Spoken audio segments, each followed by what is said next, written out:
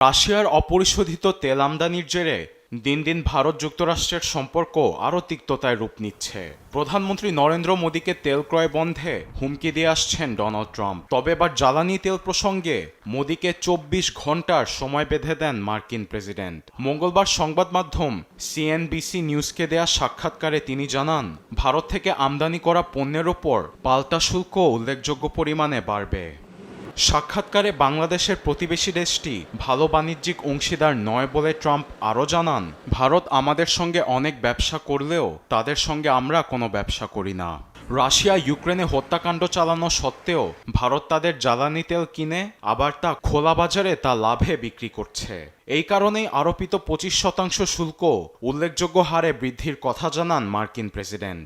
ট্রাম্পের এমন হুমকি অযৌক্তিক বলে নিন্দা জানিয়েছে দেশটির পররাষ্ট্র মন্ত্রণালয়। এদিকে রাশিয়া ও ভারতের মধ্যে সম্পর্ক জোরদারের লক্ষ্যে মস্কো সফরে পৌঁছেছেন জাতীয় নিরাপত্তা উপদেষ্টা অজিত দোভাল। চলতি মাসে দেশটির পররাষ্ট্রমন্ত্রী এস জয়শঙ্করও মস্কো যাবেন বলে নিশ্চিত করেছে মোদী প্রশাসন। আবার ভারতের পাশে দাঁড়িয়েছে রাশিয়া।